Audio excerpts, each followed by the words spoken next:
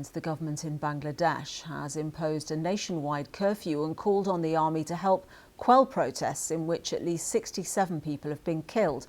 Students have been demanding that ministers scrap a quota system which reserves many public sector jobs for the relatives of veterans of the country's war of independence. The UN has said violence against the protesters has been shocking and unacceptable. And a spokesperson for the Bangladesh police has said around 300 Bangladeshi police officers were injured during Friday clashes with demonstrators in multiple locations around the capital, Dhaka.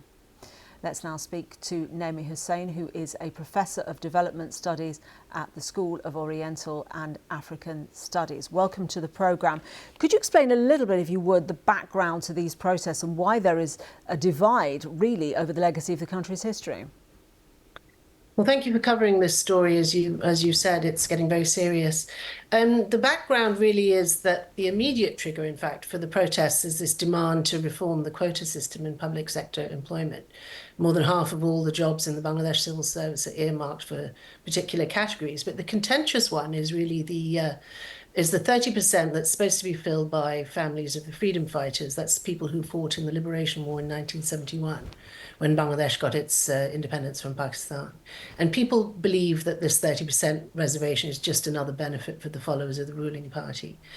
But the students were really enraged when the Prime Minister made some sarcastic comments about the protests, saying that these protesters were the children of razakars, which is a word we use to mean the traitors, the people who collaborated with Pakistan during the Liberation War, and this really inflamed things. But since then, these were initially peaceful protests. They have been attacked since then by the ruling party student wing, the Chhatra League, and then by the police, the border guards, and by the paramilitary group RAB, which is actually sanctioned by the US. So the internet is now down. It has been for over 24 hours. There's a curfew state of emergency. We don't know much about what's getting out, but credible reports of over 100 deaths so far.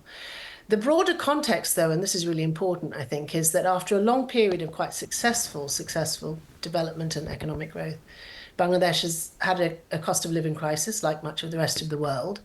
10% inflation, more or less, this year, very high levels of graduate and general unemployment. And really critically, all of this is taking place in a political system that's increasingly authoritarian. The last two elections, at the very least, are not deemed to have been free or fair.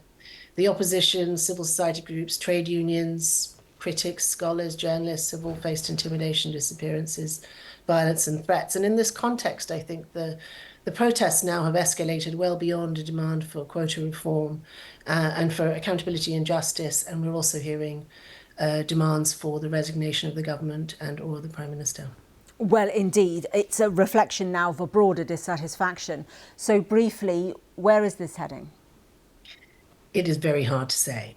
I think that the likelihood that the government will topple or the Prime Minister resign as a result of this is very low.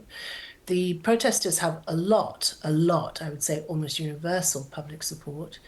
But this has gone very far now. There have been a lot of deaths, there's been a lot of violence. There's also a lot of anger within the government, I think, on the attacks on infrastructure, including the brand new metro stations, which I think is symbolic of people saying there's all this development, all this growth, but none of it's coming to us. I think that it's very unlikely that we'll see the end of this Awami League regime in the short term, but for sure they've lost their legitimacy, whatever shreds of legitimacy they had. Those have all gone now. Naimi Hussain, thank you very much indeed.